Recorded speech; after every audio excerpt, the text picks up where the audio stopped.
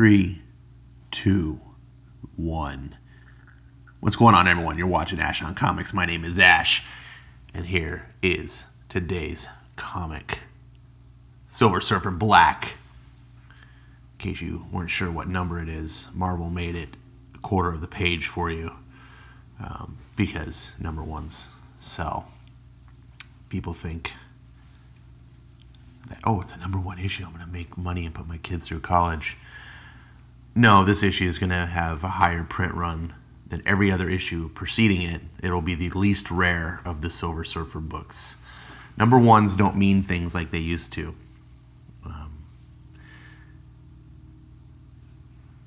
If you're looking for collectability and speculation, just modern comics don't work that way. The number ones work on old comics because no one thought they were going to be valuable. They just bought them to read. When original X-Men came out, it was just a book. People didn't even really like X-Men originally, and that's why it's kind of rare. Fast forward to today, people, oh, X-Men, they gotta go find it. Finding that number one issue is rare. Number ones actually used to be rare because before there was a direct market, you had just the newsstand. Newsstands didn't like number ones because they weren't proven commodities. Newsstands liked issues on, the 100s and the 200s. Those sell. Those are guaranteed. Number ones are like, ooh. So number ones used to be a rare thing.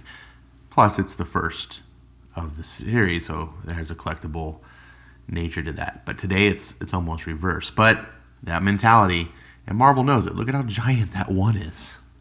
I hate that. I hate that. It's just Marvel knowing they're just cashing in on your naivete, and they're cashing in on speculators. I mean, they got to make a buck. They're a business, but it's annoying. Sell the book on its merit. Speaking of merit, so Silver Surfer Black. I'm joined, as always, by Stan the Man. Stan, thank you so much for joining us, and thank you so much for all that you have given us in this industry. This book, which is a creation by you created this character. One of my favorite characters, by the way, thank you. Would not be possible without you. So let's get on with the show. Oh, Stan. Man, I can always trust you to bring a drink. Thanks, man. So, a little bit of a prelude. I am not a big Marvel guy anymore. I used to be a massive Marvel fan. Still love Marvel characters. Marvel is my favorite universe. I like Marvel more than DC. But I don't like modern Marvel more than DC. Modern Marvel is a shit show. They've messed up all the characters I love. And I'm sorry. I don't like seeing things that I love treated poorly. I was a massive X-Men fan, and I can't look at X-Men today. It makes me so angry to see how awful Marvel treats it. And forget about the movies. Oh my God, the new Dark Phoenix is a joke. Silver Surfer is one of my favorite characters, and for the past year, I've been saying the only thing really worth reading at Marvel is probably Donny Cates. And he's been doing a bang-out job on Venom, and I wasn't even reading Venom. I could just tell by the reviews that I watched of the book, by the art that I've seen with Ryan Stegman doing, by how Donny Cates talks about the book, how it's received. I could put all these puzzle pieces together. I didn't have the personal experience to know firsthand, but I could tell. I've been around comics long enough to tell what's quality and what's not, and I knew Donny Cates was doing things right. And so I would promote and say, hey, look, if you're going to get Marvel, I don't advocate that you do. I don't buy Marvel. Get Donny Cates. Get Venom. Well, over the past year, Marvel has turned things around a little bit. They've stopped with making fun of fans and aggravating fans and outright insulting fans online. That's a good thing. Seeing Joe Quesada, their chief creative officer, talk shit about the fan base on Twitter was just one of the worst things. I can't believe someone of his pay grade would be allowed to just go on social media and talk shit about customers. Like, can you imagine that in any other industry? Can you imagine like some chief, the chief information officer at Microsoft is going on and saying, talking shit about people that buy Microsoft products. I don't know. It just would never happen. So Donny Cates has been handling himself really well the times that he is on social media. Actually, I love his interactions with fans, with Stegman. I love their whole Better Than Watchmen promotions that they were promoting with Venom. I love how they're promoting like the Absolute Carnage series. There's like, we're going to beat Jim Lee's record. It's good fun and it's enthusiasm. And this is someone who cares about comics. Now, when I heard, actually, before I get there, so recently, because Marvel has been turning things around and, I broke down, I started getting Spider-Man Life Story because of various reasons. You can watch my reviews to understand why. Spider-Man Life Story is freaking amazing. Probably the best thing Marvel has done in decades. And because of that, and because Sergeant Bats donated some Daredevil issues by Chip Zdarsky to me to read, and I was like, oh, wow, these are really good. like really good. I broke down and I started reading Venom, which you can follow. I'm posting on Discord my read through of Venom because it's on Comixology and I can read them, and yeah, that's great. So I'm like, wow, this Venom. I knew this Venom series was good, but now that I'm experiencing, I'm like, wow, I love what he's doing. Fast forward now to Silver Surfer. I'm like, oh, the guy who did Venom is doing Silver Surfer, one of my favorite Marvel characters ever. I have to. I was conflicted for months leading up to this because I was like, oh man, I really want to get. Oh, but no, don't buy Marvel. So as you can see, I got Silver Surfer, and this is going to be a long video probably. I didn't like this cover, so I got the Ron Lim variant, but now I like this cover. It's strange. I wish I would have got this cover.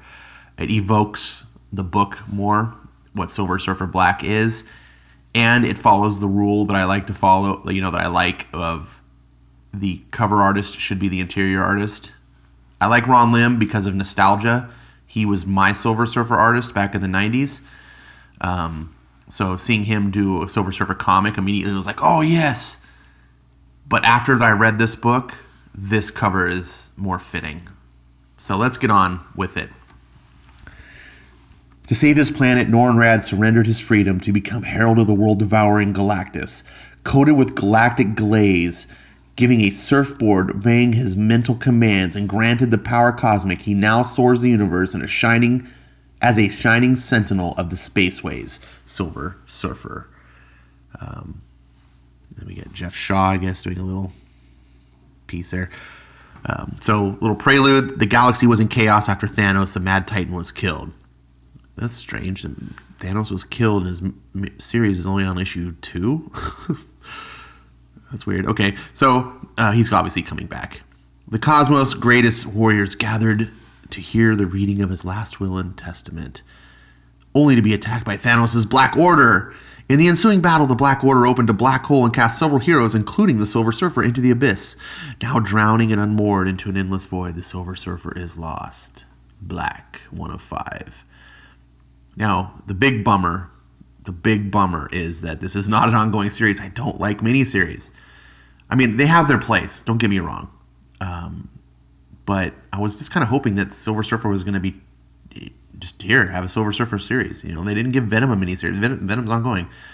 I guess you can only stretch Donny Cates so far, however, so I'd rather have a 5-issue miniseries than just a good start of a Silver Surfer series and hand it off to someone else who just bungles it all up. Stan's soapbox. Man, I was planning on reading this because I stopped here and I did read this, but this video I know is going to be too long anyway. But suffice it to say, I'm just going to little excerpt. Sooner or later, we must learn to judge each other on our own merits.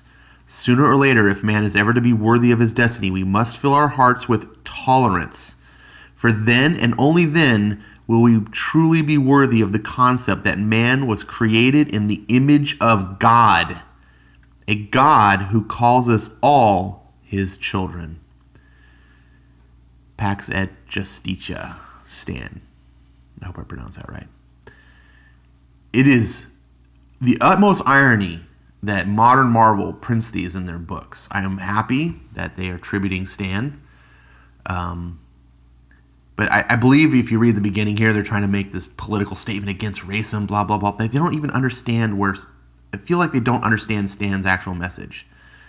And they don't understand what us fans who protest against the social justice comics of today are really saying.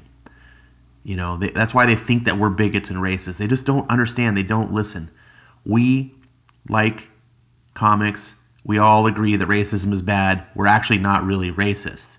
We just don't want you preaching to us over and over and over again in the comics. Look, I'm a Christian. I believe in God.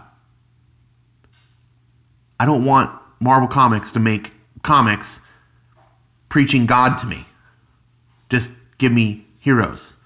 It's not about that. It's not about the message. It's about that it doesn't belong. Comics aren't to proselytize. They're to tell stories. And Stan understood this. Stan was like, look, we have morals. Yes, it's all bad. But anyways, you understand what I'm saying, I think, if you're listening. Now, when I started reading this comic, first of all, there's something else too. Oh, Ash is diverging again. I want to bring something up. Oh, shit. Why are you bringing up Oblivion? Okay. I listen to music when I read comics, especially the good comics that I expect to like. Not necessarily. Bendis comics, I don't put anything on. But when it's a comic I'm excited about and I want to read, I listen to music. And I've mentioned this before, but I don't really talk about it. And every time I do like a review, I want to kind of mention like, oh, I listened to this comic. I listened to this music while I read this comic, if it was a good pairing. So I thought about what music should I listen to with Silver Surfer Black? What'll probably pair really well? My first thing to turn to was to be the No Man's Sky soundtrack, which is excellent, very cosmic and ethereal and really cool. But then it was in my music library. This happened to be very close. I was like, oh no, Oblivion! This soundtrack is excellent.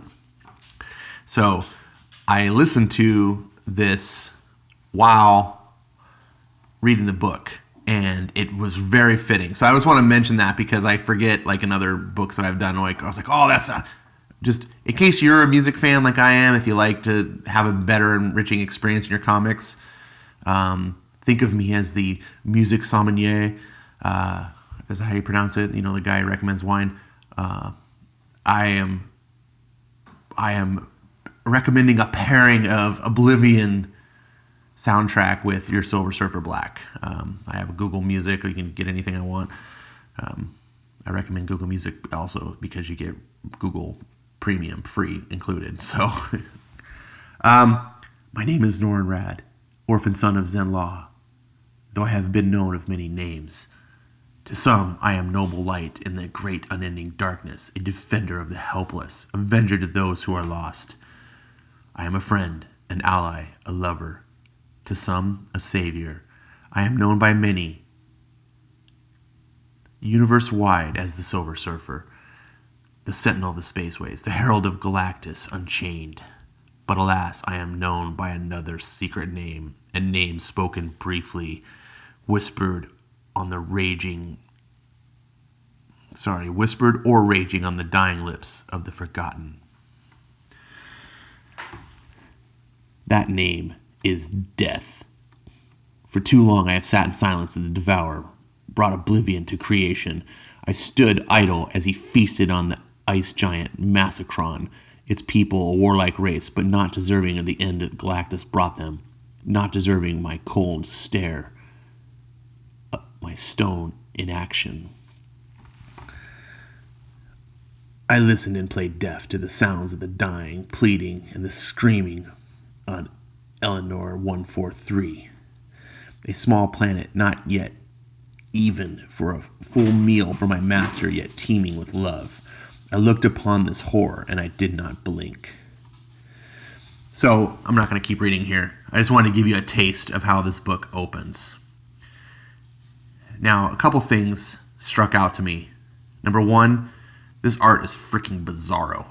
I'm just like, what the heck am I looking at here? This is like a freaking mushroom trip. I actually don't know. I've never done shrooms, but you get the saying. You know, it's whatever your drug of choice that has a hallucinogen. I imagine it's just a trip. I did like this paneling. I like the sharp colors here. I like the emotion of Silver Surfer here. You know, he's regretting all the bad that he's done. But the other thing that struck out to me, as I turned the page and I was reading this, I was like, wait a second. The whole point of Silver Surfer is that he stood up to Galactus. He didn't stand for him destroying planets of populated people. He actively fought Galactus, and the whole reason that he is what he is and why he agrees to be Galactus's herald is because Galactus is like, all right, well, fine. You go find me planets that I can eat, and I'll spare these worlds. And so Surfer's like, fine. And so his whole thing is to find uninhabited planets that Galactus can eat. Because, I mean, he has to eat, right? And so Silver Surfer is basically the ultimate vegetarian, vegan personified. You know, it's like, don't kill to eat. You know, so... I'm sorry, I lost track here. My point's not to make fun of vegans, but that's kind of what he is, right? He's just this huge humanitarian. So I don't recall, and I haven't read all the old Silver Surfers. This seems out of place. Now, maybe way back in Silver Surfer's past, he did allow this before he finally relented. Because something, now that I think about it, is telling me that he did do maybe a little bit about this, and then when Galactus came for Earth or Zenlaw or somewhere that he cared about, that he was just like, no, enough. And but I just rubs me wrong. It just this does not feel right. This doesn't feel like Silver Surfer. Eric Breen or anyone who actually knows more about the history of Silver Surfer, you want to chime in, anyone in the audience, if you know more about Silver Surfer's history, if this is fitting or not, tell me. This is bugging me. Anyways, let's spend too long on it. So speaking of acid trip, ooh, look at this freaking full page spread. Woo! For a book called Silver Surfer Black, this is remarkably colorful. So they get cast into essentially this black hole, and there's this whole cool scene here where it's like Thanos died, fell by his assassin progeny. Okay, blah blah blah. So he's talking, Beta Ray Bill, listen to me, summon your strength, summon Stormbreaker. And he's got this little plan you can kind of see. And this was actually kind of a tribute to the artist and the writing here, that I kind of follow what's happening. It doesn't make sense in that I don't think it should work the way they're thinking, but it makes sense narratively. I can understand. So they're using these chains, I believe, by Cosmic Ghost Rider that he's made. And he's wrapped it around Stormbreaker, and Stormbreaker is being summoned somehow, and it's like pulling them along. They're using it basically as like a towboat, you know, like to pull them out of the black hole gravity. Like I said, it makes sense of what they're trying to communicate, but I don't think they would work that way. If Stormbreaker summoned, it should go towards Beta Ray Bill. Or maybe it's Beta Ray Bill is pulling everybody. That's what they're saying. Everyone's anchored onto him. I get kind of what they're doing, so my mind is like, okay, suspension of disbelief. That's work. So Silver Surfer's plan, and I'm not going to read all this stuff, is to get, he puts everyone else before him. And that's a great hero. And that's one of the things I love about Silver Surfer. And I think that's what ties me to DC, is my love for Silver Surfer. Because Silver Surfer is probably the closest, in my mind, the closest to a DC type character that Marvel has. If you think there's any others, let me know. I can't think of any on the top of my head. But Silver Surfer feels more like a DC character, both in his design, but also in his behavior. He's an aspirational type of hero. let me know what your thoughts are and if you have other candidates that might fill that role better. But I liked this. I liked that he was like, all these guys are going to get saved. I can't save myself, but I got them home. That's what's important. And they go through this whole thing, and it's like the art is bizarro. And but it works. Actually, when you're reading it, when you just glance at it like you are through here, if you haven't read the book yourself, you're going to be like, oh, what the hell am I looking at? But you can tell that the writer loves this artist, and he's writing for this artist, and the story comes out such that you can kind of overlook it. At least I was able to. And it's still not my favorite art, just on a purely like pinup level. Let me look at this and go, no, it's not. But as I was reading the story, I became more and more okay with it. So he gets his friends out, and this whole part, the first half of the book, is really just a subplot. It's just kind of to get you into the action and flowing. It's not really that important. It does establish Silver Surfer being a hero that you can care about, and his action that he's done is very resonant of his character, which will make more sense later on when I go over something else. But he goes away and he relinquishes, he's like, I am taken under, and in the darkness I succumb, I drown, and I am lost. And now, this is why it's Silver Surfer Black. Years I fall, for years. Jesus. Slowly I heal. My cosmic awareness spreads. I search for signs of life in these primordial wastelands for help. I find stars flickering in the darkness, on and off, 1,000 times again. I see them born, bright, and raging, and then dead. For years, this guy's lost. I want to point out something that's relevant to DC Comics right now. You're not going to see Silver Surfer go all mind-fucked and like murder people and then blame his friends like Wally West. You're not going to see him start beating up on his friends because he can't handle because someone walked out on him on the wedding. This is a guy who suffers real trauma, right? He's lost the woman of his love. He's never able to go home to his planet again.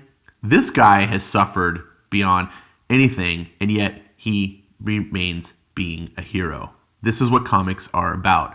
Not sitting there dwelling on your psychoses and everything. This is a guy who is alone. Imagine for a moment, if you can. I can't even comprehend what it would be like to float in the darkness, falling for years. For years. That would drive anyone mad. But comics aren't about real people going mad. They're about super people, achieving what we can't. In the distance, I find a source. Something here is killing in the dark. I will not allow it.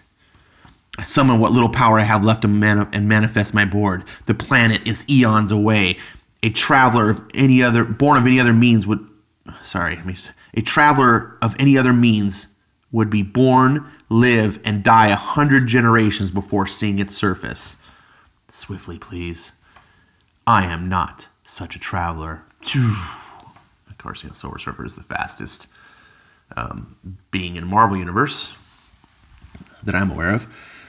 This planet, it chills me. So he arrives, and he comes across these three mysterious beings. Pretty tall. Please, I'm called the Silver Surfer. I have come to you in peace and in need of... It reeks of rot and decay and metal. I'm in need of help. I mean you no harm. Have you a master?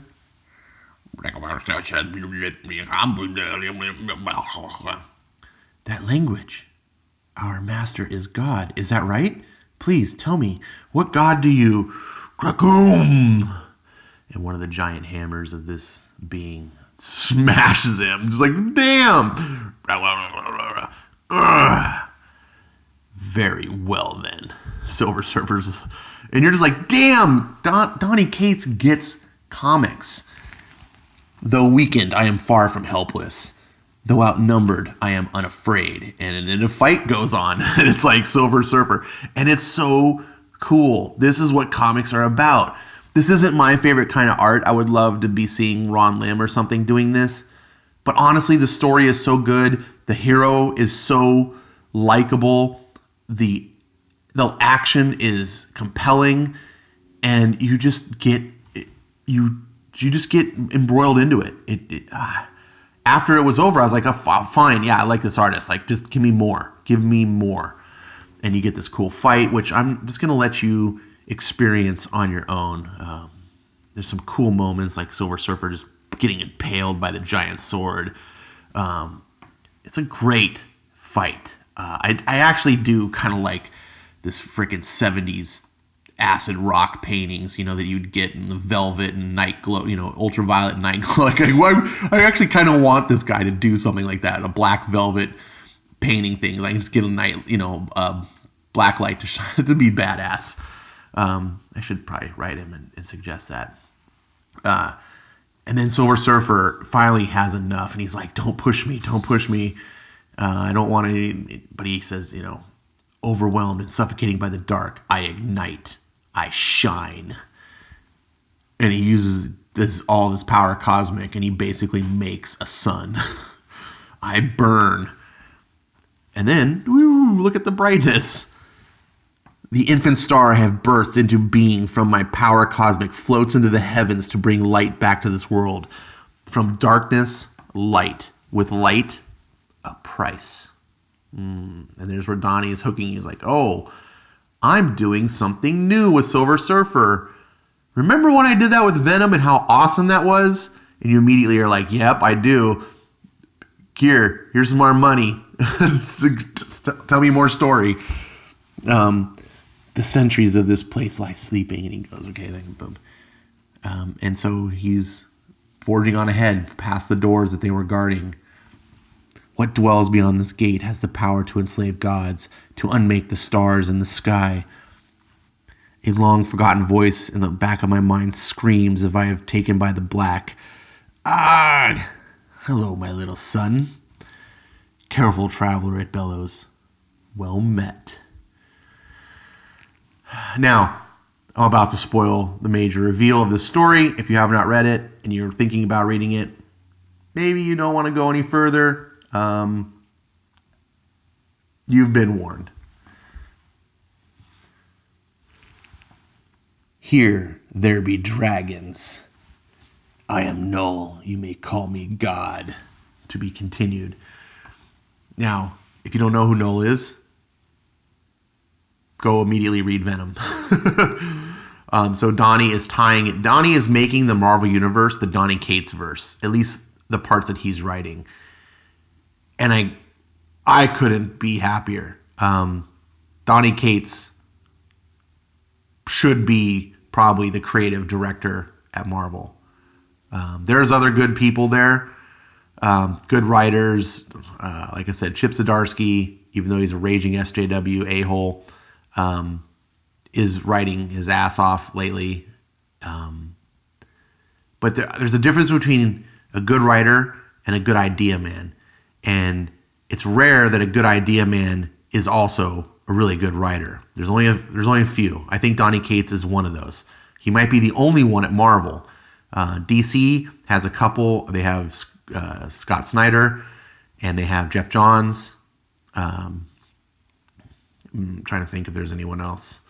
But these strong idea men, they're the ones that forge characters in new directions and new ideas, and they're not just telling good stories, they're shaping new worlds and universes, and they do it in a way that's not stupid. There's people that try to do this, there's people that try to be idea man like Tom King and just completely F it up because they don't get comics and they don't revere comics.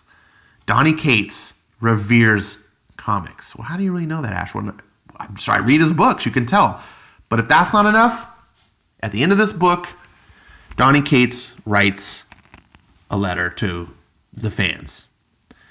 Hello, true believers. It starts off in Stan Lee fashion. Stan, you might want to listen to this one. Now, this is kind of long, so I'm going to skip past some stuff. In the beginning, it's like, oh, look at my friends. I can work with my friends, and they're all great. And this artist is the best artist ever, and blah, blah. This is the normal talking up their peers type stuff that you'd expect. I would not expect them to be like, yeah, this guy just drew the Silver Surfer book with me. Kind of sucks, but whatever. Not, of course, he's going to be like, it's a dream come true to work with this. Whatever. Okay, maybe it is, maybe it's not. Of course, you're your friend. He's your friend. You're going to say that. But here he continues. But what makes it special to me, what makes it more than a dream come true to work with my friends, is what happened after I began writing it. I was sitting in an airport in Memphis, and please bear with me on this. I know you guys are like, oh, I'm bored. I'm going to tune out. Don't tune out here. I was sitting in an airport in Memphis writing this very issue, coming home from a con when I learned that Stan Lee had passed away.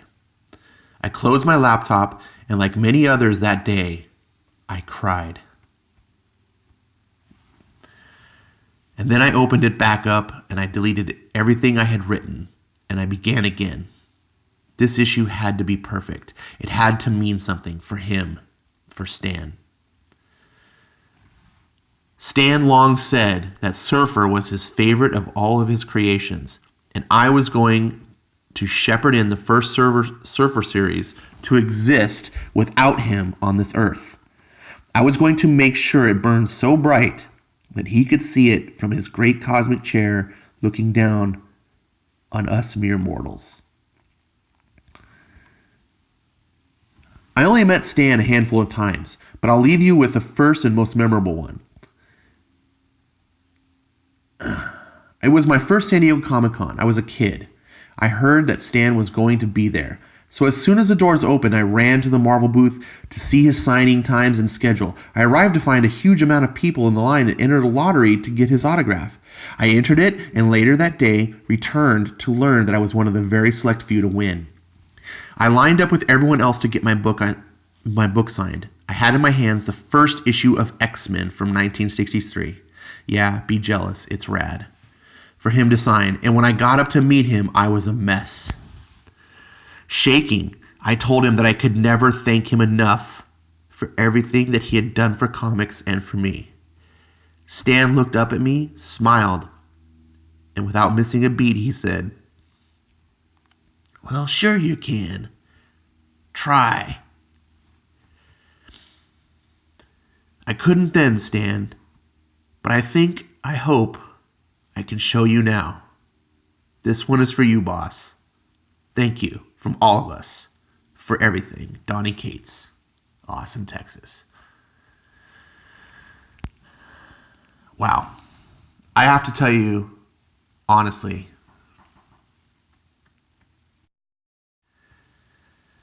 sorry, took a moment. I had to tell you honestly, the first time I read that, I cried a little. I didn't cry when Stan Lee died. It hit me hard. But I think, like is often common in the case of people that you care about or that mean something to you and they die, you kind of go numb and cold. And that's kind of what I did. And then when Donny wrote that, all the feelings that I had, all that numbness, like the seal broke. And I realized how much Stan meant to me. I never met Stan in person. He's not like a family, but he matters in my life. I'm in my 40s now. I've been collecting comics for a long time. A lot of my formative years as a child reading comics, there's many other creators involved that helped that, but Stan Lee was head of all of it. He was the guiding light that shaped all of that, and I was not expecting Donny Cates to write something like that would choke me up and bring that emotion to the forefront. And so it's embarrassing to kind of talk about. I was like, should I really mention that on camera and just in my video? But no, fuck it. Stan Lee meant that much, and yeah, I cried a little. So this book, despite some of a few critiques I have, was pretty awesome, and it maybe meant more to me than some other people because I love Silver Surfer and I love Stan Lee, and my favorite Silver Surfer was written, by Stan Lee, and I can't really put it into much more words than that. I'm sorry I'm not more eloquent, but this was my experience with Silver Surfer Black, and I'm going to be along for the ride. Thank you, Donny Cates, and thank you guys for watching. Bye.